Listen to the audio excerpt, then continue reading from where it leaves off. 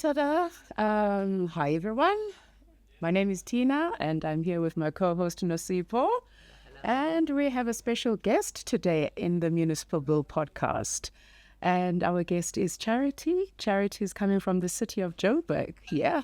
We are bringing in municipalities as we promised that we want to engage with local government institutions. So today our episode will specifically look at municipal finances. As you know, we have started to engage in that conversation in the previous episode. But what we want to do right now is to drill specifically in understanding exactly what are the critical issues that affect municipalities in terms of their performances. Now, we all know that cities are getting very poor audit outcomes. I mean, my city of Ekurhuleni, got very poor audit outcomes in the 2023 financial year. And of course, City of Johannesburg also has a couple of issues that they need to address. But we want to link those issues with the municipal finances because those are very critical. And I can tell you one thing, that, at local government, when it comes to financial viability, that is a big question that we need to address. So, Charity, welcome. Thank you. Thank you for making time to be with us today. Thank you for having me. Yeah. And I understand that I'm speaking to somebody who has been in the local government sector for a very long time in the finance division. Can you please just tell us more about your work that you do in the city of Joburg? Thank you very much, Tina. So I am currently in a unit called Group Accounting. So we put together the city's budget.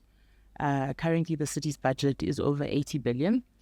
I'm also responsible for reporting during the course of the year how we're performing against that budget. So if we said we were going to raise so much revenue, have we raised that revenue? If we said we were going to spend so much money on certain service delivery aspects, have we spent that money?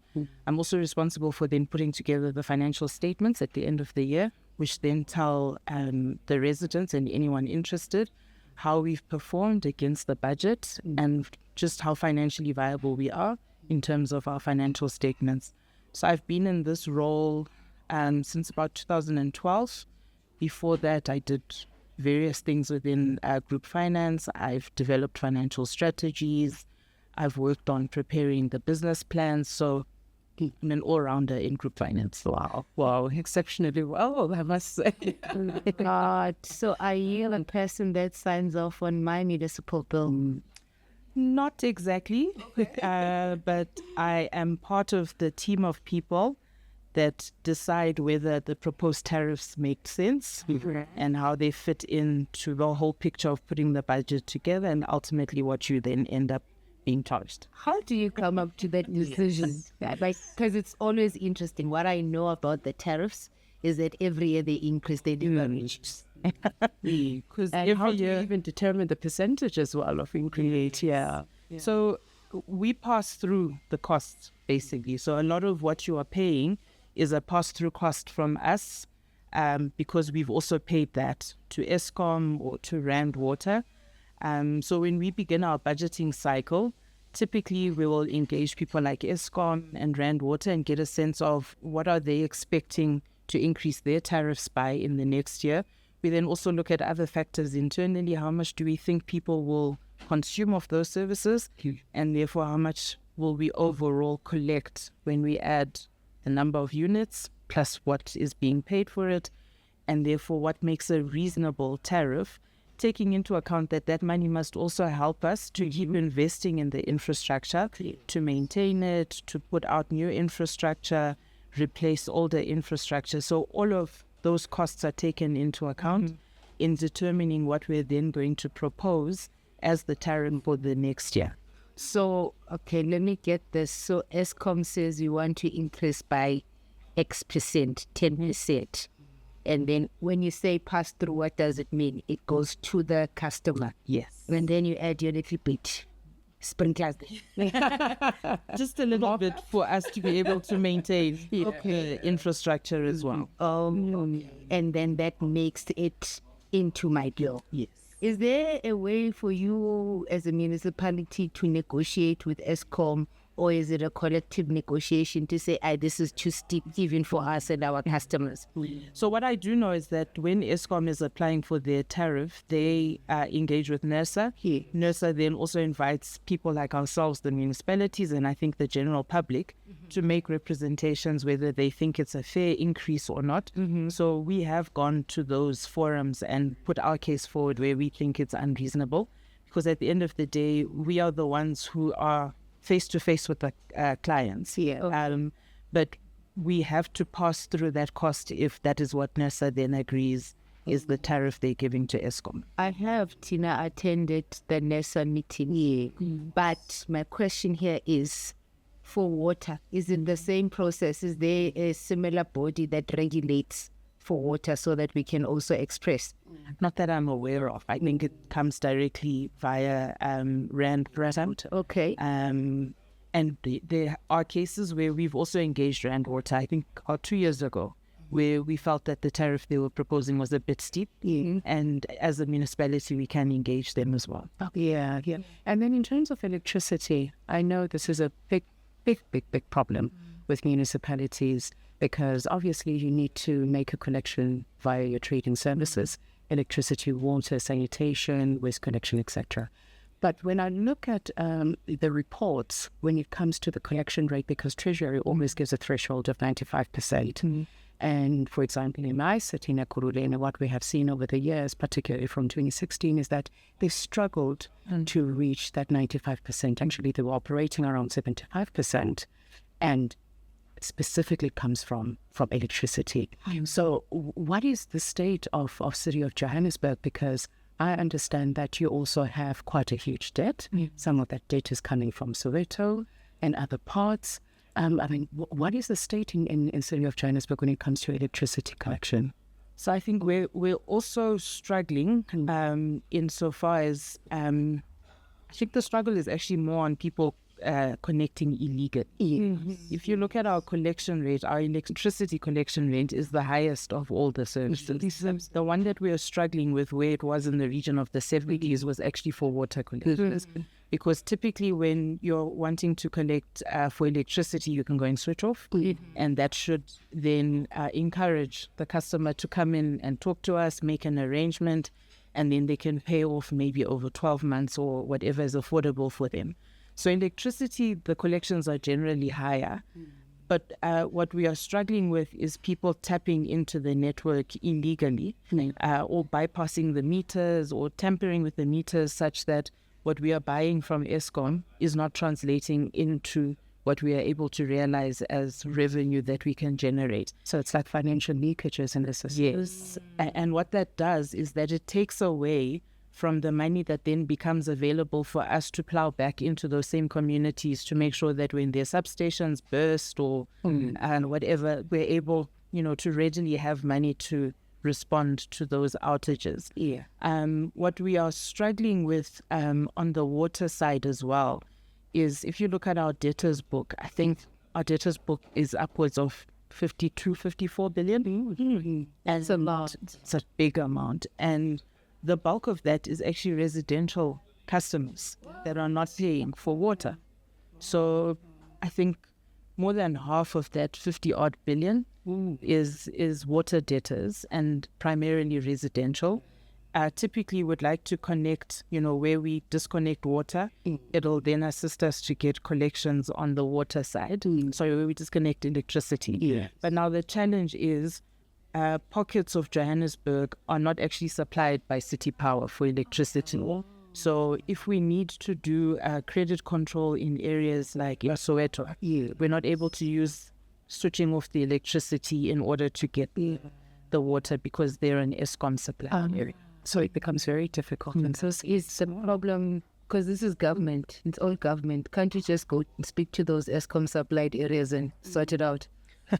There is discussion to say it would be easier if everyone who lives within Johannesburg was managed by the municipality. Sure. So there has been discussions between the city and ESKOM to actually transfer all of those ESKOM debtors to the city of Joburg, which would include Sandton, Soweto, Orange Farm, Midrand, I think some parts of Midrand as well, which would then make it easier for us to also do those credit control measures. I don't see though that happening very soon, and I'll tell you discussion for another day, because there's a bill that's out, the amendment of the electricity regulation bill, and my understanding of it, and I know very little about these things, is that it's taking away so much from municipalities in terms of electricity distribution in favor of ESKOM.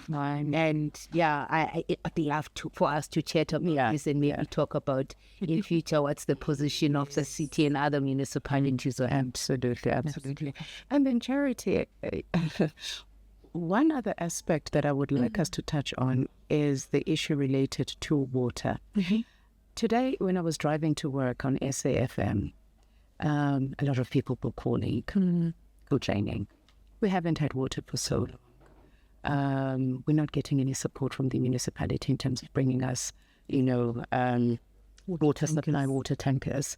That has really brought up this kind of inertia of saying that why should we continue to pay our bills when the municipality is struggling to give us water, to provide us with water? And it's one of the things that we really discuss in this podcast. That's why we call it Municipal Bill, because that municipal bill is what connects us to the municipality.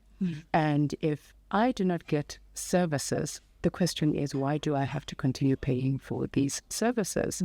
So the water issue is really becoming a crisis. In fact, this civil society organizations are starting to bring up these groups, these campaign groups, to make sure that they put pressure on the municipality to resolve issues. So I want to specifically touch on what are the major critical issues when it comes to water, and why communities not receiving water. We're having old infrastructure. We need repairs. What is the status? So, the history that South Africa comes from, there were a lot of disparities in the provision of services. So I think for the first probably 10 to 15 years, once the United City of Joburg was in place, the emphasis was on being developmental and providing services to those communities that didn't have those services. So it was about expanding the network, so that communities that had bucket system type of, for their toilets, they were able to get flushing toilets and so on. Now, what that meant was there were some older neighborhoods that perhaps we felt, okay, they've got access, we'll repair as we go along. But now where it's left us is that infrastructure has now reached the end of its life, and you're finding a lot of burst pipes, and there's statistics that my colleagues from Joburg Water share often in terms of the increase in the number of bursts that we have on an annual basis has just shot up year on year. So while I spoke about losses for electricity because people are tapping into the network illegally, for water, the losses that we have are because the infrastructure is failing us.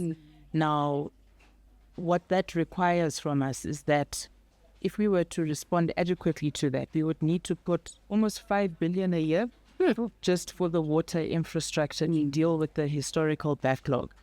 Where does the city have the capacity to? That's where I was going to say, where do we get that money from? Because you touched on the tariffs just now. We can't now pass on, Rand Water plus in order to get that money. So there's a mind shift that has to now happen in terms of how we allocate money to kind of now deal with these sets of infrastructure that are bursting. There was an anecdotal story I was sharing last week where on my street alone, in a space of 2 weeks, there were 3 houses who had leaks in their driveway, and it was the municipal pipeline. And when I engaged with the technical people on that, they were saying, it's because when you give us the money, you give us the money for this street. You need to give us the money for the entire neighborhood so that we retrofit the entire neighborhood and replace those pipes that are 50, 60 years old. So it has to be strategic how we then now respond to this. Will it lead to some discomfort? It will, because if we're going to deal with an entire neighborhood for a season, we'll have the discomfort of us digging up the ground and water switched off so we can do that. Thankfully, National Treasury has also come on board with reforms that they're doing for our trading services, where additional grants will be made available going forward, but they're incentive-based. So once we get the grants, we need to also show that we can spend that money. And we are targeting specifically water and electricity infrastructure, the first one being the water infrastructure. And I think it's because it's becoming quite critical. Yes. And DBSA, have you had any conversations as the city? Because I know DBSA does provide some sort of grant funding for infrastructure. So I think we've had ongoing discussions with DBSA for a number of years. By the way, DBSA is the Development Bank of South Africa. So there have been discussions with DBSA over the years for specific projects that they've had interest in. I know they've had interest in the waterworks up towards Lanseria, and that's a critical area for us to invest in for expansion of the city towards the new Lanseria smart city. And I know DBSA has shown some interest in that. We've often tapped into funding from DBSA for our normal capital budget funding. So DBSA is one of our biggest funders as the city of Johannesburg. So they're always willing to come on board and work with us. Okay. Spending of grants. Spending of grants. Very much important. Can we just ask a question? Because I know that when we talk about the municipality, when you see your bill, you see water, you see electricity, you see refuse. But when we talk about tariffs, it goes beyond that. It's the money that I pay when I go to the zoo every year. It increases. It's the money that I pay if I want to use the community hall for my wedding, out from the mouth to the heavens, community hall or recreational hall. How are those determined? Is it the same process? And maybe importantly, if you look around in many cities, I mean, I was in Buffalo City Municipality, some of the halls which I've been fortunate enough to be there when they were, where there was ribbon cutting, they were being built. You look at them now. They are in a state of disrepair. Are these tariff cost reflective? And when, maybe my follow-up question to that is that when you're collecting money for a particular function or service, say hall or community services, do you then ring fence it to make sure that you've collected this much, it's going to be enough for you to repair the hall and because those assets, some of them, they don't really generate a lot of money, because they also need to think about, the city needs to think about the community orientation in terms of its utility. Affordability, don't create inequalities. So, how do you do that? So those tariffs are primarily, it's an annual increase linked to inflation. But when you look at how much you're paying to use those facilities like the swimming pools, the amount you pay is really not enough to cover the cost of running that swimming pool. However, when you pay for your rates, the rates that the city is able to generate assist us to be able to cover costs associated with some of those services that are not able to generate enough money on their own to support that service. And therefore, it's important when you see your bill, property rates line is actually helping us to fund a lot of other public sort of benefits and services that in and of themselves, they're not able to necessarily generate enough revenue to sustain that particular set. Okay, so a functioning property market and the one that grows also assists the city in its revenue efforts. It does. It does. It really does. And then with cost subsidization, how does that work? How does it work? Because cost subsidization is part of the formation of what I call the post-apartheid state. So that your socially deprived areas, they are not left out. So how does it work? So in Johannesburg, we've always said when we put our budget together that we intend for entities like City Power, Joburg Water, to some extent pick it up. We've also got a market in Johannesburg. Those entities that are able to function as businesses that generate a surplus. Those surpluses we can then use to cross-subsidize and fund other aspects of the city's business that in and of themselves cannot necessarily generate that that money. But also cross-subsidization in the sense that for those that are able to afford, that part of what should be our mindset when we're paying is that we're contributing to improve our entire society, that we cannot have pockets of people who live at a particular standard of service, whereas others don't. So I think, that is the view that we've had to say, where those that pay, the money that they pay can then be used to assist us to expand the services or improve the quality of service that we provide in other areas where maybe people are not able to afford. And I think together with that is also the use of grants that we get from national government, like the equitable share, for us to be able to provide free services to those who are not able to pay for them. I'm raising this point, and I like how you articulate it, because we are starting to see an emergence of ratepayers associations, particularly, in your upper middle class neighborhoods, who are obviously lamenting that they are not getting value out of what they are paying towards the city. So now they want to withhold. It's what we call tax boycotts at local government level. And it actually talks to the element of saying that if we're now going to have these small little neighborhoods who want to control their own resources, what is the impact of that? Because at the end of the day, the money that we contribute through our bills is supposed to take care of the rest of the city, instead of creating these small little enclaves. Yeah. But anyway, moving on a little bit, I want to go back to the spending of grants. Yeah.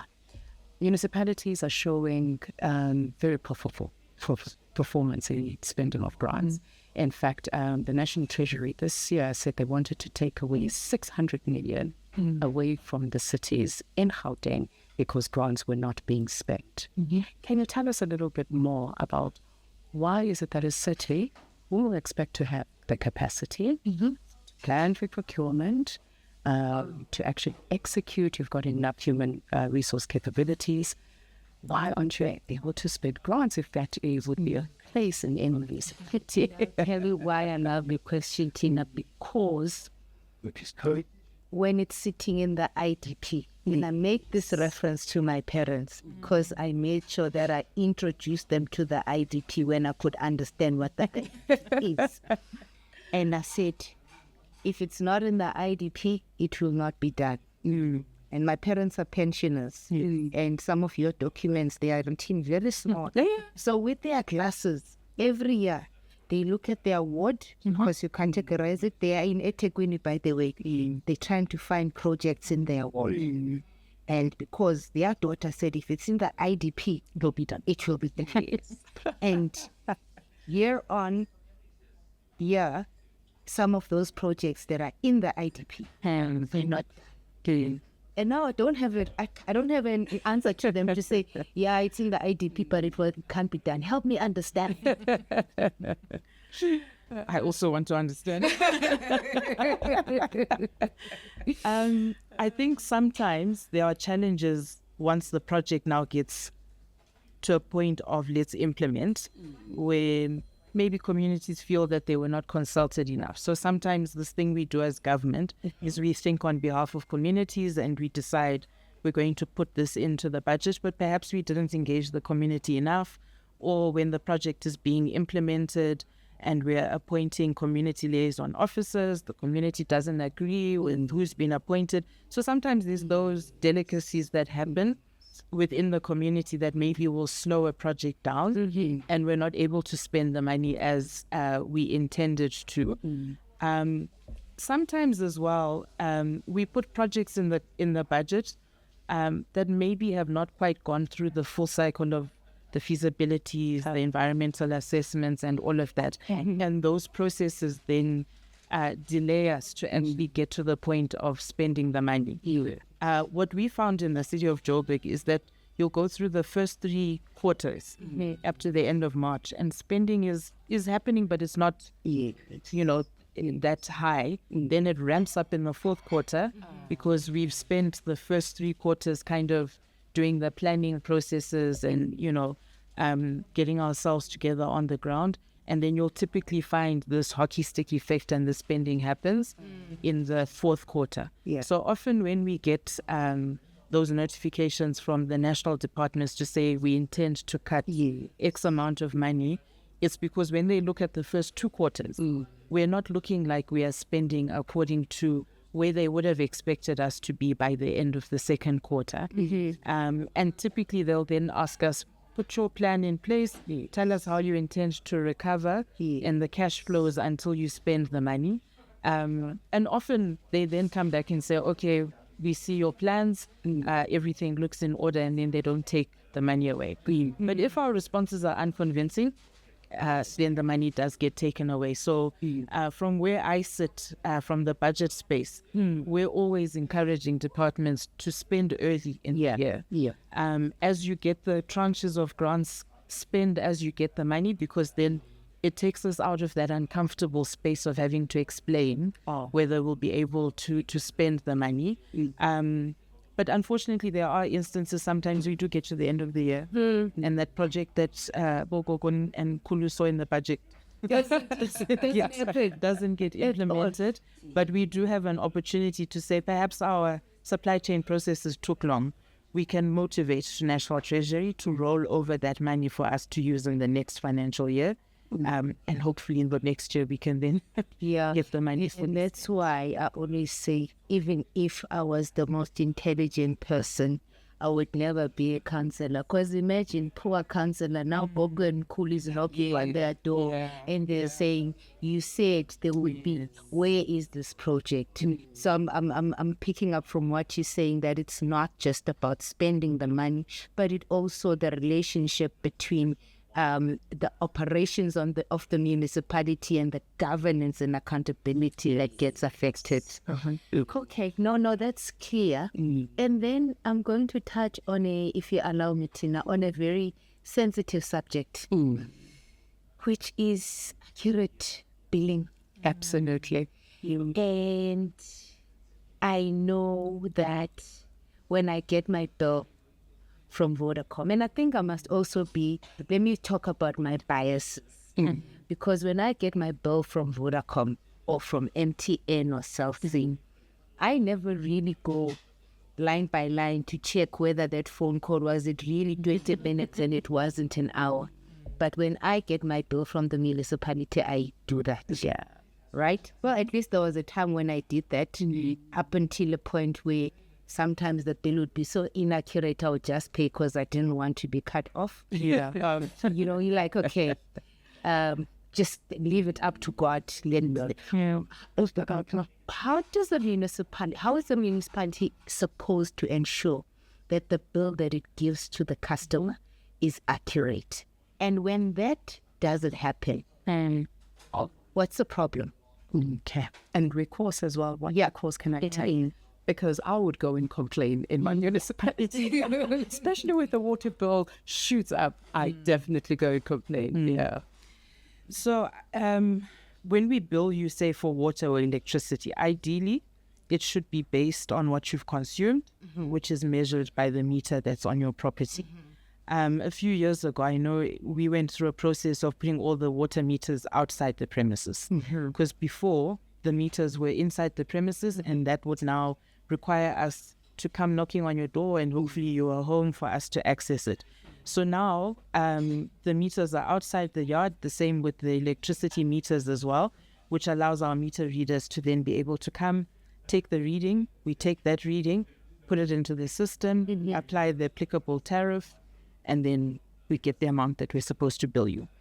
Now, where it fails sometimes, like I said, if we're not able to read your meter for whatever reason, sometimes there are communities that chase us away. Where when the meter readers are coming to read the meters, they literally gang up as a community and chase away the meter readers. Even if maybe we want to go in and check that the meter is functional and working, communities are up in arms, and it's a level of lawlessness that we are struggling to understand why people feel they don't need to have their meters read, or they don't want to contribute meaningfully towards financing the city. There are instances where we're not able to get to every resident every month, so we estimate your meter reading, and we estimate it based on your historical trend.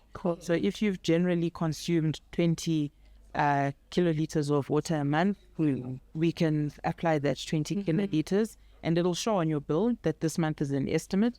If it's an actual reading, it'll show the last reading was this and the closing reading was this, therefore you consumed so much. Before you go on the estimation, can you estimate for 6 months or 8 months? What's the limit when it comes to estimation? Now you've caught me out. One of them is 3 months and one of them is 6 months. I can't remember which one between water and electricity. But there is a bylaw that says we must read the meter at least every 3 months or at least every 6 months. Okay. And if we don't do that as the municipality, we'll have an adverse finding from the AG. Okay. So we must show that we've read every meter in person, or that we've estimated it at least 4 times if it's quarterly, or at least twice if it's the 6 month one. Okay. Tina asked what's the recourse. So let's say it's wrong and I really feel that this bill that I have is so inaccurate. What is my recourse? So you can come to one of our walk-in centers and have a discussion with the service agents. Bring all your evidence. Like I have one that I need to put my little email together. I must get all my photographs and all my meter readings. So I think it's about coming with all your facts to say, there's also no harm in you as a resident also tracking your own meter readings on a regular basis. I know in Joburg, and I think in S1E as well, they've got that same system where as residents you can take your own meter reading and send it to the municipality, which will also help to not have this issue of the inaccuracies and the estimates. But I think as residents, we have a right to go and engage with the municipality and raise a query. And if you don't get a satisfactory response through the walk-in center, in the city of Joburg, we have an ombudsman's office. You can escalate your issue to the ombudsman's office for them to also attend to it and ensure that the relevant department deals with your matter. So these things they can be resolved. Exactly. So I just need to know which door to knock on. Okay. Absolutely. So you spoke about adverse findings. There is what we call irregular expenditure, fruitless and wasteful expenditure that the Auditor General will highlight in some municipalities, non-compliance related matters. So in the case of City of Joburg, what has been the trend? I'm asking this because we will have the Auditor General joining us in the next episode. So it would be lovely for us to get a little bit of an insight on the City of Johannesburg. So we've had a trend of increasing unauthorized, irregular and fruitless expenditure. Well, that's big English. What is unauthorized and fruitless? And did you say Wesley? What is that? So unauthorized expenditure is if, let's say, we allocate 100 Rand to a particular function. And that function then spends 120 Rand. So that 20 Rand extra that they spend is called unauthorized expenditure because it wasn't authorized by council for them to spend for that particular function. So the MFMA requires us to put it on our financial statements and say we spent this 20 that was not authorized by council. Then irregular expenditure is, in simple terms, where we've spent money, but the process that we used to spend the money to get the goods or the services did not follow the rules that are in place for us to spend that money. Did we get a service? So maybe we were buying a bottle of water. Did we get the bottle of water? Yes, we got the bottle of water. But the process that we followed to get the bottle of water was not in terms of the rules that are in place for how we engage with the public or service providers to receive those services. So maybe we didn't advertise it for the period of time we should have. Maybe we didn't get 3 quotations, whatever it is, we didn't follow the rules in the tendering process, as it were. Yeah. And then fruitless and wasteful expenditure is where you incur an expenditure that then didn't yield the value, or you spend money that doesn't give back a return to the city. So if you pay penalties because you paid your taxes late, that was an unnecessary expense we've incurred that we could have avoided if we had paid in terms of the times allocated to us by SARS, for example. So it's all in terms of finances. Because I'm asking this, if you then build a stadium right in the middle of a rural area and there is no sports academy or anything like that, and this stadium is lying idle except for somebody wants to use it if there are events, would you call that fruitless expenditure? I'm not sure, because if it doesn't, then was it in the IDP? Of course it was in the IDP. Everything must be in the IDP, right? Was it in the budget? Of course it was in the budget. Budget's an asset. But it's an asset that is not used. I'm trying to understand. So this fruitless expenditure only talks to the accounting side. Not necessarily. Okay. I mean, that was just an example I gave. I think if you've spent money that then yields no benefit, Okay. then that is fruitless and wasteful expenditure. We could have sent someone for training, Okay. and maybe they didn't then attend. We paid for it, they didn't attend. Okay. All right. And most probably your question, Nosipo, actually talks about what we call outcome and impact based assessment in the way in which services are delivered. And that's one thing that we really haven't seen come out quite clearly in the reporting regime of municipalities. In fact, it's one of the reasons why we even started to talk about social audits, to say, Auditor General, we can see the financial audits, but we want to see the impact in society. How about we start looking at a regime where social audits are conducted, where physically council would be able to go and physically view and assess and see if whether that infrastructure is actually providing a value to society, and if whether the infrastructure is actually completed. And that's what the AG is doing now. There are projects that they pick from our IDP, and they physically go on the ground and verify those, and they include them in their audit report. You were still telling us about the trends, the audit trends for Joburg, and I disturbed you by asking about unauthorized, irregular, and wasteful expenditure. So the trend was that we were seeing an increase year on year, and part of why we were seeing an increase year on year is that we were not getting to the point of clearing the history, as it were. So in terms of the MFMA, when you've incurred these expenses, there's a process that you must follow. We must investigate to say what happened, why did this get classified as irregular or unauthorized, and our internal audit team would then go and investigate, come up with a report. The report must go to one of our oversight committees called MPAC. They then see, is there someone that we must hold accountable for this? Must we go and take it from their salary because they incurred or they were responsible for incurring this expenditure? And by the way, MPAC is Municipal Public Account Committee. Okay. All right. All right. Because sometimes we use this jargon because we're already used to it. I'm hoping in the next episodes we'll unpack that. Oh, absolutely. We are getting there. We're getting there. So once the investigations have been done and the report presented to MPAC, a decision is then made whether they will recommend to council to write off the amount or to hold a specific person accountable, and we put them as a debtor so that we can collect the money from them. Now that process was sort of very protracted, and we had amounts dating back almost 10 years. It hadn't then gone through the investigation and being presented to council. So the balance kept growing year on year, but we've had quite a massive amount of backlog dealt with in the last 2 years. And I think going forward, it'll increase because our impact will meet more regularly. Our boards at entity level are also able to look at the reports and, decide on whether to write off or whatever within their particular entity.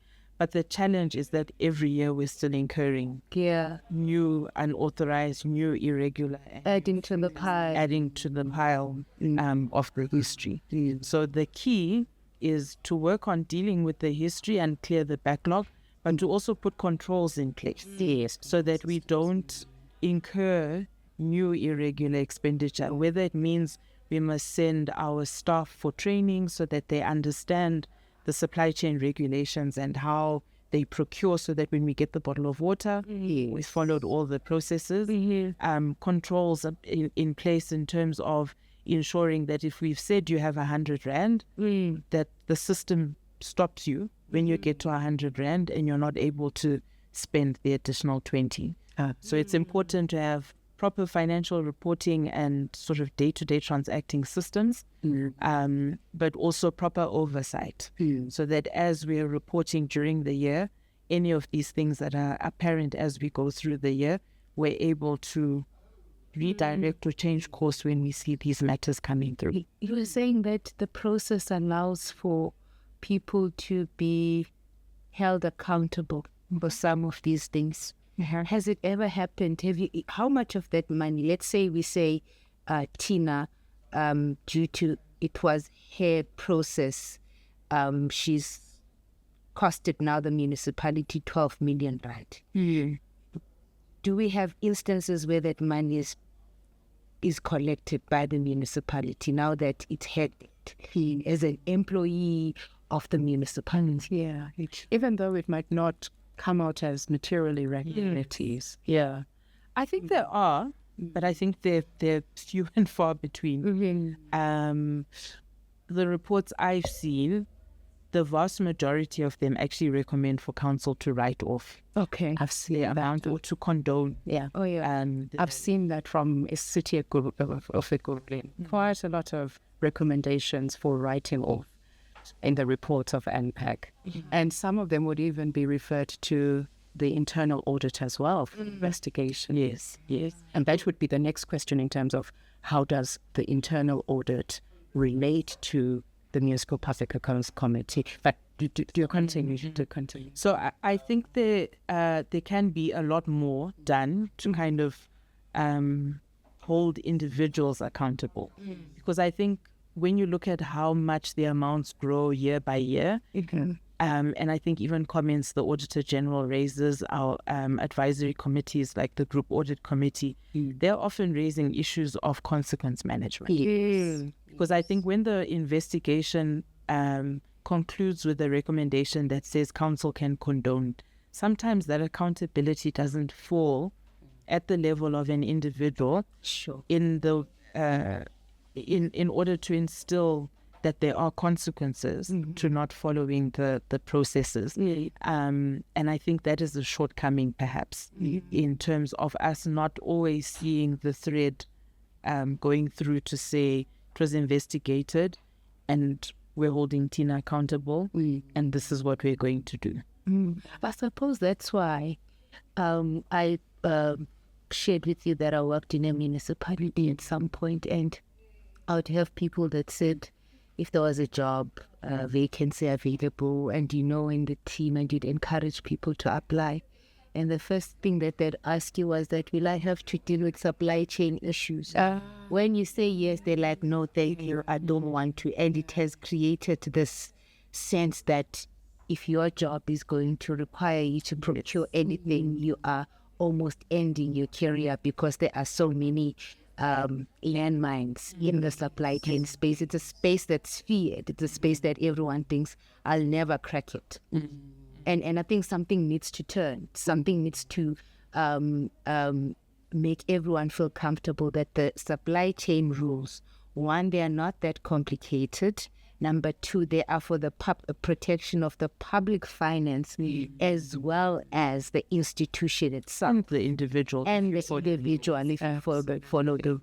Absolutely. I mean, that's what I used to say to some officials that I would interact with. I think maybe the best way in which a city official could protect themselves, particularly from political interference, is to actually hold up the MFMA and say, this is my Bible. I am not going to implement anything outside of this Bible. Yeah. So help me God. Because I think those rules set out in the MFMA, I think the people who wrote the MFMA were very wise and had a lot of foresight, because when you follow it, it works. Yeah. I think there's a lot of potential situations that they foresaw and built into the legislation. It protects the individual, it protects the organization, and if we follow the rules, it should all work. It should absolutely go well. Well, I think we have exhausted our time.